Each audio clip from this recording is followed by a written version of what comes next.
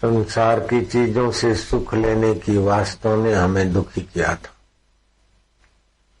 संग्रह की वास्तव ने हमें कंगाल बनाया था।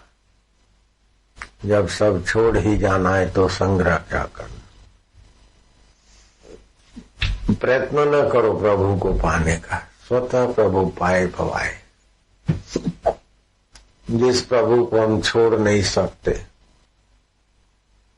जो हमें नहीं छोड़ सकते, जो स्वतः सिद्ध है। शरीर को तो ब्रह्मा जी चाहे तभी भी हमारा शरीर नहीं रह सकता, और स्वतः सिद्ध जो परमात्मा है उसको तो भगवान भी छीनना चाहे अपना आपा तो हमसे छीन नहीं सकते। तुम हमसे अलग नहीं हो सकते थे महाराज, ये पता नहीं था महाराज। तुम हमसे दूर नहीं हो सकते। तुम्हारा अवतार प्रकट होता है, विलय होता है, लेकिन अवतार भी तुम चैतन्य वक्त से होते। तुम तो अखंड मंडलाकार व्याप्तम ये न चराचरम, चर अचर में व्याप रहे, तत्पदम दर्शितम ये न।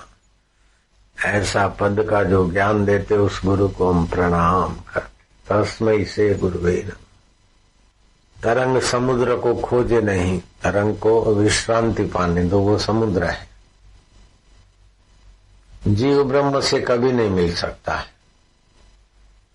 जीव अपना शरीर में हूं और ये संसार सच्चाई छोड़ दे तो ब्रह्म से अलग भी नहीं है। मिलेगा वही जो अलग है। तरंग पानी से क्या मिलने जाएगा, जीवात्मा ईश्वर से क्या मिलने जाएगा। जीने की वास्ता ने जीवात्मा बता दिया। अब जीने की वास्ता नहीं करो तो अभी भी शरीर जिएगा, तब जिएगा, नहीं जिए तो बाढ़ में जाए। जीने की वास्ता, मरने का भय, पाने की लालच, खोने का भय छोड़ दे। अभी अभी मुक्तात्मा, अभी अभी जीवन मुक्त। क्या देर, क्या जोर लगे। पाने की इच्छा, खोने का भय छोड़ दे। जो एक दिन खोना है उसको अभी से मन से खो के बैठ जा। एक दिन तो सब छोड़ना ही, अभी से अपना नहीं। और जो कभी छूट नहीं सकता उसको पाना भी नहीं। जो कभी छूट नहीं सकता उसको पाना नहीं। जो सदा रह नहीं सकता उसको रखने की वासना छोड़ दो। विश्रांति उस परब्रह्म परमेश्वर का स्वाभाविक ध्वनि ओमकार, जिससे सारे मनोरथ और सारा पसारा पैदा हुआ, वह ओमकार ध्वनि सुनाई पड़े। ओमकार मंत्र, इसकी छंद गायत्री है और इसका पहले पहले साक्षात अनुभव हुआ विश्रांति से भगवान नारायण। इसके देवता है अंतर्यामी, जो कभी साथ नहीं छोड़ते, जो वास्तविक सबका अपना आपा बने बैठे। सब छूट जाता फिर भी जो नहीं छूटता, और जिसके आधार से सब है, जिसमें सब है, जो सब में है, जिससे सब है, उसका स्वाभाविक हो जो सदा सम है। सारी शक्तियां प्राप्त हो जाए लेकिन चित्त में समता नहीं आई तो पूर्ण कल्याण नहीं होता। और सारी चीजें, योग्यताएं नहीं आई लेकिन सुख दुख, लाभ हानि, जीवन मरण सब दिखता है।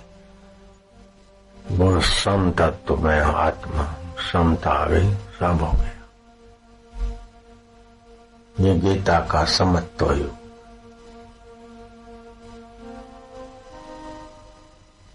व्यवहार करते हुए भी पाने की लालच नहीं, खोने का भय नहीं, बहुजन ही हो गया। अपने में कर्तापन नहीं, भोक्तापन नहीं, सुखीपना नहीं, दुखीपना नहीं, सुख दुख कर्ता भोक्ता सब कल्पना है। बस जो सदा रहता है उसमें विश्रांति, जो सदा है मैं उसमें हूं, वो मुझ में, जो बदलता है वो माया है, लीला है। जीना मरना लड़ना झगड़ना ना जाना ये सब माया, भगवान की सत्य तत्व। जैसे फैन जाग बुलबुले भंवरे, ये सब समुद्र की लीला है। समुद्र के गहरे पानी में शांत, ऐसे हम शांत सम स्वरूप में विश्रांति पाए। कोई परिश्रम मत करो, कोई परिश्रम नहीं, वहम घुस गया है। बहुत मेहनत करेंगे, बहुत कष्ट सहेंगे, बहुत ऐसा करेंगे तब कहीं भगवान मिलेगा, नहीं। वासनाओं को और कर्तृत्व को महत्व ही नहीं। कर्तापन से और वासना से अपना संबंध विच्छेद कर। जैसे कुत्ते के कर्म हमारे कर्म नहीं, कुत्ते की बुद्धि हमारी बुद्धि नहीं, कुत्ते का मन हमारा मन नहीं, ऐसे ही ये भी अंतःकरण को एक मान लो। अंतःकरण को मेरा मानने से मुसीबत। शरीर अंतःकरण, स्थूल शरीर, सूक्ष्म शरीर, कारण शरीर, ये सब प्रकृति के है तो छोड़ना ही है। ये शरीर छोड़ना है। स्थूल शरीर सूक्ष्म में वासना होगी तो लोकांतर में जाओ, कारण में हो गए तो प्रकृति में लीन हो जाओ या समाधि में। अपने आप में स्थित हो गए। बस जो छोड़ने हैं वो अभी छोड़ दे। बस ये मैं हूं, ये भूल तो निकालनी। और क्या है? शरीर मैं हूं, मैं बीमार पड़ जाऊंगा, मैं बीमार हो जाऊंगा, मैं मर जाऊंगा। ये शरीर को मैं मानने का ज्ञान छोड़ दो। न्याय शास्त्र, वैशेषिक शास्त्र और धर्म कोई नहीं कहते कि तुम शरीर के साथ सदा रहोगे, और अपना अनुभव भी नहीं कहता कि शरीर के साथ हम सदा रहे। शरीर हमारे साथ आएगा ये भी नहीं। सब बदल रहा है, फिर भी जो नहीं बदलता वो नहीं। लेकिन बदलने वाले सुख दुख से जुड़ जाते हैं, बदलने वाले सूक्ष्म शरीर से जुड़ जाते हैं, बदलने वाले कारण शरीर से जुड़ जाते हैं, बदलने वाले स्थूल शरीर से जुड़ जाते हैं। फिर भी उससे जुड़ नहीं पाते और अपने से भूल में बिछड़े हुए लगते हैं, लेकिन अपने से कभी बिछड़ते नहीं। अपने आपे से कब बिछड़े तुम? भगवान है कि नहीं, स्वर्ग है कि नहीं,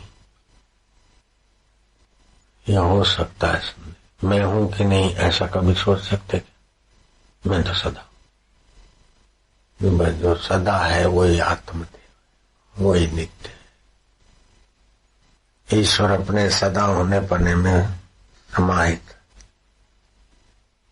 और जो नहीं जानते और नहीं होने वाले शरीर को मैं मानते तो जीव हो गए। आ जाओ अपने ब्रह्म भाव में, बस हो गया। इतना से इतना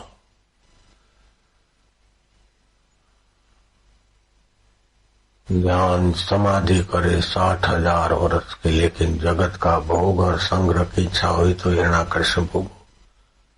प्रभाव दिखाकर बड़ा बनने से क्या बड़ापन दिखा। और मिश्र महर्षि ने अपने मैं को ध्यान कर विश्रांति पाई तो क्या बाकी रहा।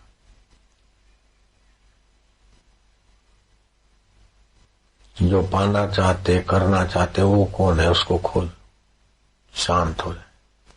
विश्राम। विश्रांति से दिव्य गुणों की अभिव्यक्ति हो, दिव्य सुख, शांति, समता, सबसे ऊंचा साम फल है। जो जरा जरा बात में शुद्ध हो जाते वो फिर नहीं होता।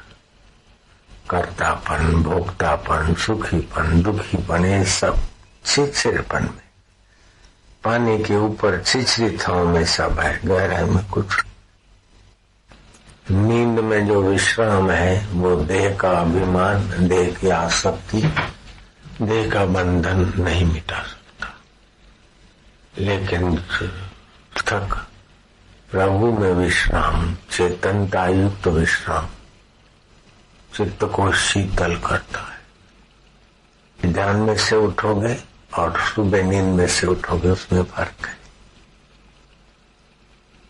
नींद का सुख विश्राम जड़ता वाला है, तमस से, और अभी विश्राम चैतन्य वाला, ईश्वर वाला, चेतना वाला। बिना विश्राम के श्रम नहीं हो सकता है। विश्राम मनुष्य की मां। एक होता है जड़ता वाला विश्राम, खूब थके और सो गए। दूसरा होता है कोई थकान नहीं है, चुप भी हो गई, चेतनता वाला विश्राम। जी जी के थक जाते, मरते तो फिर प्रकृति में विश्राम मिलता, फिर दूसरा जीवन जीने की योग्यता। बोलते बोलते थक जाते, नहीं बोलते तो विश्राम होता है, बोलने की शक्ति आ जाती। काम करते करते थक जाते, फिर कुछ नहीं करते तो करने की शक्ति आती। विश्राम में ही शक्ति है। तो एक होता है जड़ता वाला विश्राम, दूसरा होता है स्व वाला विश्राम। जड़ता वाला शरीर विश्राम शरीर की थकान मिटाता है। स्व का विश्राम जन्म जन्म के थकान के संस्कार मिटा देता है और अपना दिव्य स्वभाव प्रकट होता है। शंकर सहज स्वरूप संभारा, लागी समाधि अखंड अपार। भगवान नारायण 4-4 महीने आत्मा में विश्राम करते। शिव जी देखो विश्राम करते, योगी पुरुष विश्राम। चित्त की शीतलता बड़ी तपस्या का फल है, बड़े सद्गुणों का फल, बहुत ऊंची साधना है। कुछ न किंचित अभी चिंता है गीता ने कहा। ऐसी अवस्था में चले फिर कुछ चिंतन न। कोई चिंतन आता है तो उसको महत्व न दो। अच्छे बुरे चिंतन को कुछ दिखता है तो उसको महत्व न दो। जो नित्य है वो मेरा आत्मा है, और जो भाग दौड़ करता है वो शरीर है, मन है। चंचलता मिट जाए। चंचलता मिटाओगे तो नहीं मिटे। चंचलता मिटाने की तरफ मतलब आप ईश्वर में लग जाओगे, ईश्वर में शांति। करने बैठोगे तो कर्ता कभी शुद्ध नहीं होता, तो करण शुद्ध कितने होंगे। मैंने इतना ध्यान करके मैं शुद्ध हो गया, अशुद्धि आ जाएगी। मैं इतना दान करके दानी हो गया, मैं इतना पढ़कर विद्वान हो गया, तो मैं का अहंकार अशुद्धि ले आएगा। मैं कोई प्रभु में मैं है नहीं। करता नहीं रहेगा तो कर्ण अपने आप शुद्ध हो जाए। एकदम शॉर्टकट। जैसे मेरे को मिलना है तो अभी शॉर्टकट है, लेकिन पूरी दुनिया घूम के फिर इधर आके मिलो। हाँ, बड़े परिश्रम से मिल गए। कठिन जिनको मजूरी की आदत है ना, वो भटक के फिर मिलते कि हाँ मेरे को प्रभु मिल गया। अष्टकुमार के गर्भ में ही अनुभव हो गया। राजा जी को रकाब में पैर डालते डालते परीक्षित को 7 दिन में हो गया। वहम गुस्सा है कि भगवान तू इतना कोई जल्दी मिलता का, ऋषि मुनि तप करते हैं, फिर कहीं मिलता है। वो चाहे 2 मिनट में मिला मिट जाए, चाहे 2 साल में मिट जाए, चाहे 20 साल में मिटे, भूल मिटे तो बस। शरीर अनित्य है, करण अनित्य है, उनके द्वारा नित्य को कैसे पाए? ये करते करते जब थक जाते और अनजाने में विश्राम में आ जाते तो बोले मिल गया। करते करते थक जाए और फिर पुकारे तड़पे, फिर अनजाने में विश्रांति आ गई। प्रेमपुरी महाराज तो साधु सन्यासी बन गए, ईश्वर को खोजे, खूब प्राणायाम, जप, ध्यान, शास्त्र पढ़ना। अभी तक ईश्वर मिले नहीं, ईश्वर मिले, तड़प बढ़ती गई। चलते चलते केदारनाथ के रास्ते, केदार गंगा किनारे बैठे, क्या करूं? आप ईश्वर नहीं मिलते तो जी के क्या करना? तो एक महिला आई, प्रेमपुरी अधिकार पूर्वक बात, क्या चाहते हो? बोले ईश्वर प्राप्ति करनी। अच्छा, तो ईश्वर प्राप्ति करनी, ईश्वर प्राप्ति करने वाले तुम कौन हो और ईश्वर कितना दूर है? जरा शांति से खोजो, अगर नहीं मिले तो मैं कल फिर आती हूं। मां बंधन से छुड़ाओ। तो किस में बंधे हो? खोज लो, काय में बंधे हो? सोचा पत्नी से बंधा हूं, यह बात भी नहीं, घर छोड़ दिया, संन्यास हो गया। पैसे से बंधा हूं, ये भी नहीं, इससे बंधा हूं तो शरीर तो अपने आप छूट रहा है, इसमें बंधा क्या? दुख से बंधा हूं तो दुख तो चला जाता है, सुख से बंधा हूं तो किसी से बंधा नहीं हूं। मुक्ति चाहता हूं तो मुक्ति चाहने वाला मैं कौन? किससे मुक्ति चाहूं? बंधन किसको है? मोक्ष कौन चाहता? विश्रांति मिल गई, आनंद, पूर्णता का। अब इतने परिश्रम के बाद विश्राम मिला, आपको सीधा मिल रहा है। अब सभी लोग केदारनाथ जाओ, तड़पो, फिर कोई महिला आ जाए, सबको वही जरूरी थोड़ी होता है। और महिला आने के बाद भी तो यही होगा, विश्रांति। अब इस क्यों नहीं पाले? अब आप आसाराम बापू गए, खोजे, नर्मदा किनारे गए, उधर गए, नैनीताल में बापू जी को मिले, करा, दाढ़ी बढ़ा दी, ये कर। अब तुमको माइयों को तो दाढ़ी आने वाली नहीं है, और भाई लोग दाढ़ी बढ़ा के नैनीताल में जाके रहो तो क्या होने वाला है? जो हुआ वो विश्राम से हुआ, वो विश्राम अभी पालो। फिर दाढ़ी नहीं आए तो कोई बात नहीं, आंसू मन से हो गए, साईं आसाराम ऐसा लोग नहीं बोले तो कोई बात नहीं। वस्तु ठौर की ठौर। माँ ने परिश्रम किया, पिता ने, माँ ने पैसे कमाए, फिर गेहूं लाए, फिर आटा पीसा, सब्जी लाए, रोटी बनाई, थाली तैयार की।